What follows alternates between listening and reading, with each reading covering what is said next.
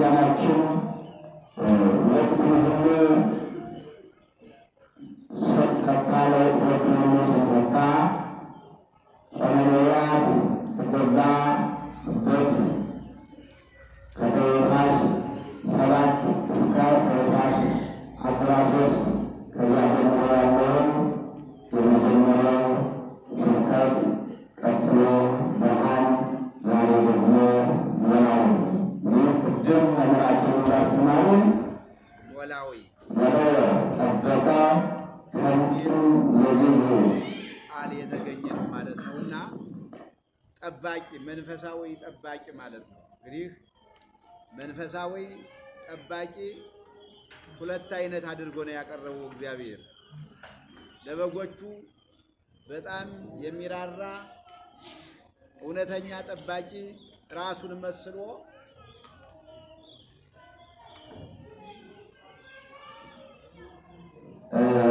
ምሳሌ አድርጎ እኔ እውነተኛ ቸር ጠባቂ ነኝ ብሎ መነጋገር በራሱ ነው ያስተማረና ይህ ከኔ ጀምሮ እውነተኛ እረኝነት ምንድን ነው? እውነተኛ እረኞች ይሆናሉ። ክርስቶስ ምንድን ነው ያለው? እኔ እውነተኛ እረኛ ነኝ፣ በጎቹንም በሚገባ ቦታ አሰማራቸዋለሁ። ስለዚህ ድምፄን ይሰማሉ፣ እኔም የእነሱን ድምፅ እሰማለሁ። ይህ እውነተኛ እረኛ ማለት በተለይ አባቶች የንስሐ ወይም የነፍስ ልጆቻቸውን በአግባቡ የት እንደሚውሉ ምን እንደሚሰሩ፣ ለምሳሌ ኃጢአት ብቻ አይደለም፣ እነሱ ደግሞ ጉዳት ደርሶባቸዋል፣ ሕይወታቸው በሥጋም በምድርም ምን ያህል ነው ብሎ መቆጣጠር ያስፈልጋል ማለት ነው። ብዙ ጊዜ ስለማንቆጣጠራቸው በአንድ ቤት 3 ሃይማኖት እናገኛለን እና ይህን ተቆጣጥሮ ለመንገር ለመንገር እውነተኛ የበጎቹ ችግር የራሱ ችግር መገኘት አለበት ማለት ነው እና ይህን መስሎ እግዚአብሔር ያስተማረው እኛም ተግተን ማስተማር መጠበቅ፣ በየት ነው የሚገቡ በየት ነው የሚወጡ የሚለው ሁሉ ጠብቀን ማወቅ ይጠበቅብናል ማለት ነው። እውነታውን ደግሞ አባቶቻችን የሚያስተምሩትን ትምህርት የሚጠቅማችሁን ሁሉ በሥራ በማዋል ከእናንተ ይጠበቃል እና ስለዚህ እግዚአብሔር ሁላችንም ቅዱስ ቤተክርስቲያን የምታስተምረን የእግዚአብሔርን መንግሥት ስለሚወርስ ሌላ ነገር አይደለም። በዚህ ዓለም እንኖራለን፣ በሥጋ እንሞታለን፣ በነፍስ ደግሞ እንዳንሞት ነው።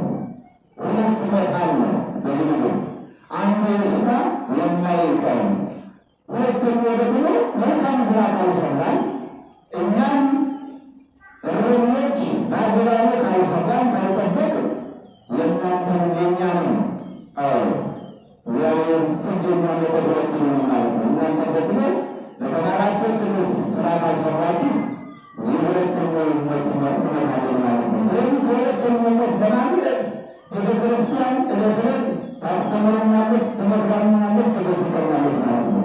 በዚህም መረዳት ያስፈልጋል ማለት ነው። ከዚህ በመቀጠል እንግዲህ ያው ጾመ ነቢያትን ጨርሰናል ማለት ነው። ጨርሰናል። ሶስቷ ደግሞ ጾመ አብርሃ ሶርያዊ ስለምትባል ከነገ በኋላ ያየናል። በዚህ ቦታ በተለይ ሁለት በዓል የምናገረው አንደኛው የጌታችን የመድኃኒታችን የኢየሱስ ክርስቶስ የልደት በዓል ነው። ሁለተኛው ደግሞ በእውነቱ ታላቁ ንጉሥ ቅዱስ ላሊበላ ኢትዮጵያን በዓለም ያስተዋወቀው ጥበብ የተሰጠው እግዚአብሔር የመረጠው ታላቅ ሰው በዚህ ቦታ ደግሞ የእሱን ልደት ከጌታችን ከመድኃኒታችን ከኢየሱስ ክርስቶስ ጋር ይከበራል ማለት ነው። የበዓሉ አከባበር እንግዲህ ሁላችሁም አንደኛ ገና ነው። ማንኛውም ሰው ከቤት እንዲያደርገው መጥተን እንግዲህ ገና ሲባል የሚደርስባት ዝም ብሎ ወሩ አንድ መብላት አንድ መብላት የለም። ትልቁ ነገር ነገራችሁ እና ኋላ ስንመለስ የፍቅር መግለጫ የምናደርገው ብቻ እንጂ ትልቁ በዓሉ የሚከበረው በቤተ ክርስቲያን በዓለም አይታችሁ ከሆነ በተለይ የሩሲያ ክርስቲያኖች መንግስታቸው ሳይቀር ቤተክርስቲያን መኮንናል ምን አድርገው እንደሚያከብሩ እናንተ ግን በቤተክርስቲያን ውስጥ ተመተን በተለይና በዓለም የተያያዘ ስለሆነ ንግስም ስላለ ማታ ከ3 ሰዓት ቅጥሎ አገልግሎት ይጀምራል ማለት ነውና ሁላችሁ የምትመጡ የእኛ ጠዋት በዚሁ ስለምናነስ ቅዳሴ የምንገደው 10 ሰዓት ነው። 12 ሰዓት ቅዳሴ ይጠናቀቃል። ወደ ቤት አይሄድም። ጨርሰን ነው የምንሄደው። እኛ እናካፍላለን ማለት ነው። ስለዚህ 1 ሰዓት አበዳፈው ይወጣሉ። ወጥተው 2 ሰዓት ስቴጅ ይቆማሉ። ከ2 ሰዓት እስከ 4 ሰዓት ሲሆን 4 ሰዓት አለዛ እስከ 4 ሰዓት ተኩል ቤዛ ሁሉ ደብረ አድርጎ ከዚያ አለ የዛሬ ዓመት ማይታቁታል በቀበል ምስል ሰጥተናል እና በዓሉን በዚህ አክብረን ስለምንሄድ ሲሆን 4 ሰዓት አለዛ 4 ሰዓት ተኩል እኛ ሁላችንም በጸሎት እግዚአብሔርን አመስግነን ወደ ቤታችን እንሄዳለን ማለት ነው እና በዚህ እንዳትቀሩ አደራ እንላለን ማለት ነው። ሌላው ብዙ ሰዎች በዚህ በዘንድሮና ረቡዕና ሰዎች በየቁጥሩ ይከራከራሉ። አዲስ ክርስቲያኖችን መስለናል ነው ሮብ ዓርብ ገና ጥምቀት አይበላም ይበላል። ሰዎች ክርስቲያኖች ራሱ ሲከራከሩ ያገኟቸው አዲስ ክርስቲያኖች መሆን ይገባል ነው ወይኮ ቤተክርስቲያናችን የሚተላለፈውን መልእክት በአግባቡ እደርስ ለማለት ነው። ስለዚህ ሮብና ዓርብ የሚበላባቸው በፍትሐ ነገሥት ምዕራፍ አንቀጽ 15 በሙሉ ተደርድረው ተቀምጠዋል ማለት ነው። ለምሳሌ ይላል ሮብና ዓርብ አንደኛ የልደት በዓል፣ ሁለተኛ የጥምቀት በዓል፣ ሶስተኛ በዓለ ሃምሳ 55ቱን ጾመን 55 ደግሞ የደስታ በዓል እናከብራለንና ከእነዚህ በቀር ክርስቲያኖች ሁሉ ዓመት እስከ ዓመት ይጾሙባቸው። ስለዚህ ሮብና ዓርብ የገና ማክሰኞ ይጾማል ማለት ነው። አንዳንዶች ደግሞ የለም አንድ ይከራከራሉ። ለምሳሌ ገዓድ ማለት ነው ማለት ነው ለውጥ ማለት ነው ለውጥ ይሆናል ለውጥ ገና ሮብ ከሆነ ገና ዓርብ ከሆነ አይጾምም ይበላል። ጥምቀት ሮብ ከሆነ አሁንም ደግሞ ዓርብ ከሆነ ይበላል። ስለዚህ ማክሰኞና ሐሙስ እነዚህ ደግሞ ይጾማሉ በዘመነትም ይጾማሉ። ለምን ለውጥ ስለሆነ ማለት ነው። ግማሽ ደግሞ የገና ጋድን እንደሌሉ ይከራከራሉ። ፍትሐ ነገሥቱ ይሰራል። ለምንድን ነው የሚሰራው? ጾም ነው ግን ጋድ ነው። ለምን ሮብ ስለሚበላ ለውጥ ስለሆነ ነው። እንጾማለን እንጾማለን ግን ጋድ እንዳለ ማመን አለብን ማለት ነው። ሮብ ስለምንበላ ሮብ የሚበላ ጋድ ስለሆነ ስለማይበላ ማለት ነው እና ይህ ስለሆነ ምንጊዜም እነዚህ ሮብ ዓርብ በእነዚህ ጊዜ ይበላሉና አይምታታብን በደንብ አድርገን ይኖራል ማለት ነው። በደንብ አድርገን እና ፍትሐ ነገሥቱ በሚገባ እንዲሁም ሌሊት ሁሉ የምንቀደስበት ለምሳሌ የገና ሌሊት ነው የሚቀደስ፣ የጥምቀት ሌሊት ነው የሚቀደስ። በኒቅያ ፍትሐ ነገሥቱ በኒቅያ ብለያሉ ይህንን ሰለስቱ ምዕት ወስነው አስቀምጠውት እና የሚገረገሩ ሁሉ ነገር ቤተክርስቲያን የምትጠየቀው መልስ አላት ማለት ነው እና ይህንን ጊዜ መያዝ ያስፈልጋል። ለምሳሌ ጥምቀት አሁን ሰኞ ነው። አንዳንድ ሰዎች አሁን ሰኞ ጥምቀት ሲሆን ቅዳሜ እስከ 6 ሰዓት እሑድ እስከ 3 ሰዓት ይጾማል እያሉ ደግሞ የሚሰሩትን ያስተምረዋል። ለምሳሌ አሁን ሰኞ ጥምቀት ነው፣ እሑድ ግን ጾም ነው። ለምን ከምንድን ነው የምንጾመው? ከሥጋ ከጽምራ ለምሳሌ በጾም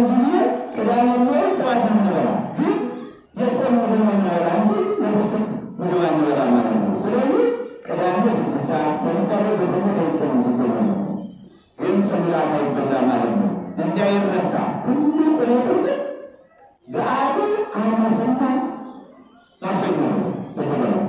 ለውጥ ስለሆነ ለምሳሌ ጥምቀት ሰኞ ለውጥ ነው እንዳይረሳ ግን አባቶቻችን አመስካለት እነዚህ ነገሮች እንዳይረሱ ይቀጥሉ ብለው ስላስቀመጡ እኛውም በዛን ቀን ስብላት አንዘራ ማለት ነውና ሁላችን ይህንን ስርዓት እያወቅን ደግሞ እየገባ መኖር ይገባል ማለት ነው። ለውጥ ከሆነ ማክሰኞ ሐሙስ ለሐሙስ እንዳይረሳ ደግሞ ሁልጊዜም ገሃድ አለ ማለት ነው። በስብላት ከስብላት ርቀን እናከብራለን ማለት ነው እና ጥምቀትም እየደረሰ ስለሆነ ይህ ጥምቀት መጥቷል። በእውነቱ አሁን ስለ ጥምቀት በዓል ዝግጅት እየተደረገ ነው ማለት ነው። እንዴት ማክበር አለብን? እንዴት የሚለውን ሁሉ ሁሉም እየተመካከረ ስለሆነ የጥምቀት ሁላችን ነጭ ልብስ ምትለብስ ነው። ነጭ ልብስ የባህል ልብስ እያንዳንዱ እንትን አለው። ጉዞ በምናደርግበት ጊዜ የጉዞ ቀለም ተከተላለሁ እና በዚህም ጊዜ ተሰልፈን ስለሆነ እግዚአብሔርን እያመሰገነ ወደውና የምንመጣው አለባበሳችን ራሱ በውበቱ ምንም ከማይዳሰስ ቅርስ አንዱ የጥምቀት በዓል ነው ማለት ነው። አሁን የጥምቀት በዓል የማይዳሰስ ቅርስ በዩኔስኮ እንዲመዘገብ ያደረገው ልብሳችን ጭምር ነው። ልብሳችን ጭምር ነው። ቃለ እግዚአብሔርን ልብሳችን፣ ዝማሬያችን፣ አሰላለፋችን የዚህ የድምር ውጤት ነው ማለት ነው። በዓለም መዝገብ እንዲሰራ ያደረገ ማለት ነው። ይህ የዓለም በዓል ከኢትዮጵያ በዓል አልፎ የዓለም በዓል ከኦርቶዶክስ አልፎ ደግሞ ማንኛውም ማክበር በዓለም እንኳን ተባለ ባይሆን ማንኛውም ማክበር ስለሚሆን ማለት ነው እና አለባበሳችን በአግባቡ ለብሰን እግዚአብሔርን እናመሰግን። ደግሞ እግዚአብሔርን በደግራችን ለብሰን ቅዱስ ፈቃዱ ይህ የቅዱስ ገብርኤል እንዳል በሚገባ በሆነቱ ዜኖችም እንዴት አድርገን ልናመሰግን ጠብቆን መንግደን አመስግነነዋል እግዚአብሔርና አሁን ደግሞ ሁለቱንም ባሎች ተመጠናንም በሕይወታ የናለ ቃና ዘገናለ ከዚያ ደግሞ ጨቆሳል በዓል ማለት ነው መገበ ማለት ነው። ስለዚህ ጥምቀት ደግሞ አሁን ደግሞ መናገራችን እነግራቸዋለን ማለት ነው። ያው በ10 ሰብላት አይበላም ብለናል። 7 ሰዓት 4 ሰዓት ደወል ከረፋዱ 4 ሰዓት የወንጌል ስነ ስርዓት ይቆማል ማለት ነው። ስርዓቱ ይጀምራል ማለት ነው። ቀን 7 ሰዓት እንደገና የህዝብ መሰብሰቢያ ደወል ይመታል። ሁላችሁም 7 ሰዓት በሁኔታ ትገኛላችሁ ማለት ነው።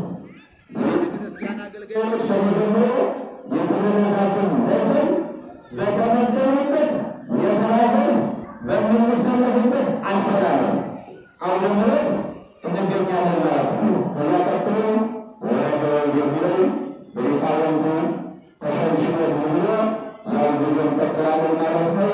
ከቀኑ 9 ሰዓት ከ45 ይህ ማለት ለ10-15 ደቂቃ ይህ ደግሞ በቅዱስ ሲኖዶስ የተሰጠን መመሪያ ነው የሚነግራችሁ ማለት ነው። እንደሳለን ማለት ነው።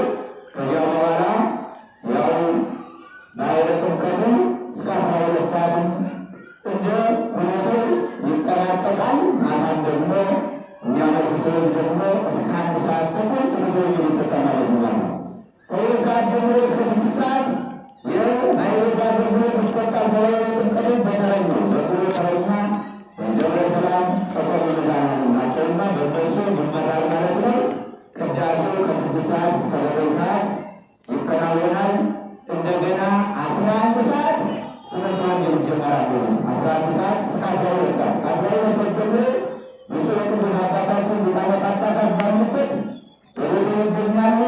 በተለመደ ስርዓተ ቅዳሴ ደርሶ ጸበሉን ደግሞ እንዲረጩ በተመደቡ ካህናት እንረጫለን ማለት ነው።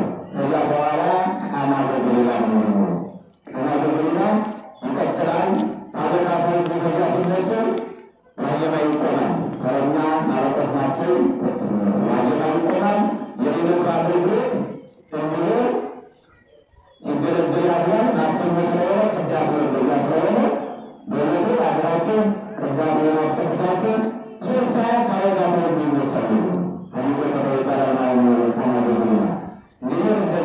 ይጠበቃል።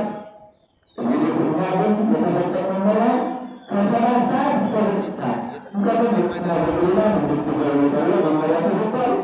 በዚህ መመሪያ መሰረት እኛ ደግሞ ከየት እስከ የት መግባት ያለብን ብለን ደግሞ ያው ጥረት እናደርጋለን ማለት ነው። በዚህ ስርዓት ጥምቀትን፣ ቃና ዘገሊላን፣ ልደትን፣ ቂርቆስን አምስት ያለበት ስለምናገር በዚህ አከባበር እናከብራለን ማለት ነው። እግዚአብሔር አምላክ ለዚህ ቀን አድርሰን የበረከቱ ተካፋዮች እንድንሆን ቅዱስ ፈቃዱ ይሁንልን።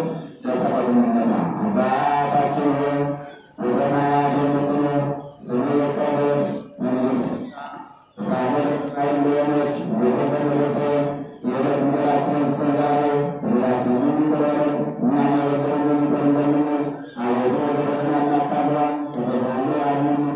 መንግሥት ያንተ ናት፣ ኃይል፣ ክብር፣ ምስጋና ለዘላለሙ አሜን። እመቤታችን ቅድስት ድንግል ማርያም ሆይ በመልአኩ በቅዱስ ገብርኤል ሰላምታ ሰላም እንልሻለን። በሐሳብሽ ድንግል ነሽ፣ በሥጋሽም ድንግል ነሽ። የአሸናፊ እግዚአብሔር እናት ሆይ ሰላምታ ላንቺ ይገባሻል።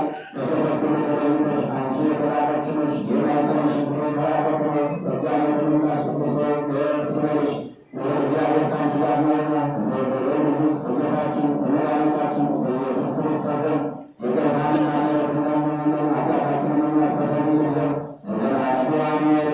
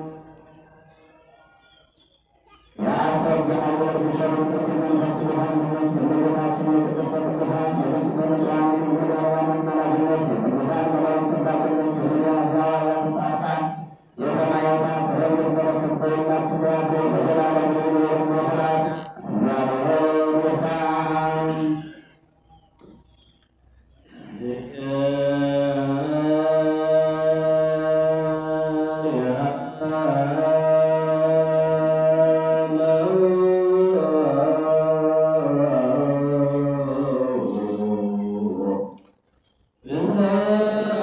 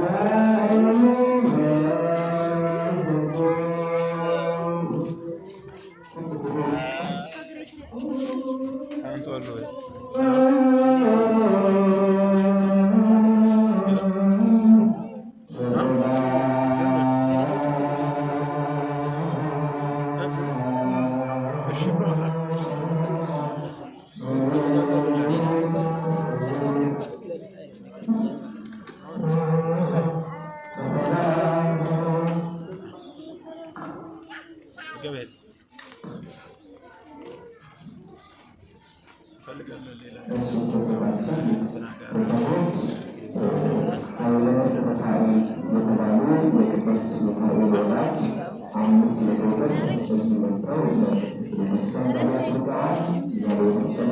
በበረከት ይጎብኝልን እንላለን። ኃይለ ሩፋኤል ለቤተክርስቲያናችን 500 ብር ገንዘብ አድርገዋል። በሙዳይ ሰዓት የበረከት ሳጥን ያው ለብሳችሁ የተጠቀማችሁበት ዶሮች አልበቃል። ምስጢረ ሥላሴ የተባሉ የቅዱስ ሚካኤል ወዳጅ በብዛት ይዘው መጥተው ከዚያ ውስጥ 290 ብር ገቢ ሆኗል። እግዚአብሔር ይስጥልን። ደረሰኝንና ለምጻቱን መጥተው መውሰድ ይችላሉ። ምስጢረ ሥላሴ ከዚህ መጥተው መውሰድ ይችላሉ። እግዚአብሔር ይስጥልን። እግዚአብሔር ያክብርልን። ሌሎችም መሳተፍ የሚፈልጉ በዛ ሳይባል የሚሰሩ እግዚአብሔር ይስጥልን። ሁላችሁም ለቤተክርስቲያኑ ልማታዊ ስራ ምክንያት ለመንፈሳዊ አገልግሎት ድጋፍ የሚሆን በገንዘባችሁ በአቅማችሁ ብትሳተፉ መልካም ይሆናል። በረከት ታገኙበታላችሁ። በእርግጥ በዓሉ አሁን ይቀርባል። ከ3 ቀን በኋላ በዓል ስለምናከብር በዚህ በዓል ደግሞ በልዩ ሁኔታ እንገናኛለን። 10 ብር እግዚአብሔር ይስጥልን። እዚህ ጋር አስራት በኩራት ቦታ ለቤተክርስቲያን ያላችሁ እዚህ አገልግሎት መጥታችሁ መስጠት ትችላላችሁ። የሰላም አምላክ ክርስቶስ ከሁላችሁ ጋር ይሁን። በሰላም ወደ ቤታችሁ ገቡ። በ28 መረሳት የሌለበት በ28 በዋዜማው ማለት ነው ማታ ጉባኤ አለ። ማታ ጉባኤ ላይ መምህራን መማሪያን በዚህ ቦታ ስለሚሳተፉ ስለሚገኙ ሁላችሁ አችን ቃሉን ተካፈሉ ለማለት እንወዳለን። በዓሉ የሰላም የፍቅር የአንድነት የስምምነት በዓል ይሁንልን። በሰላም ወደ ቤታችሁ ግቡ። ያው ዝማሬውን እያደረገን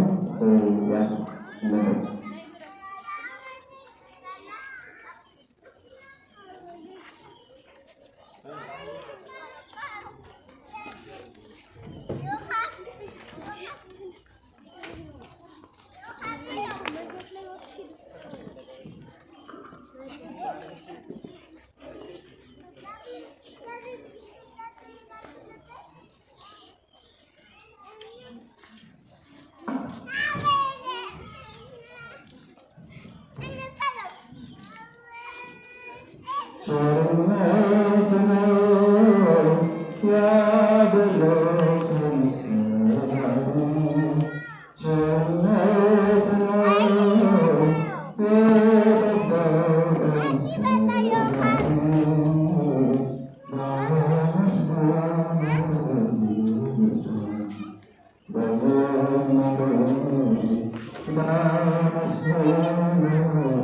የጠበቀን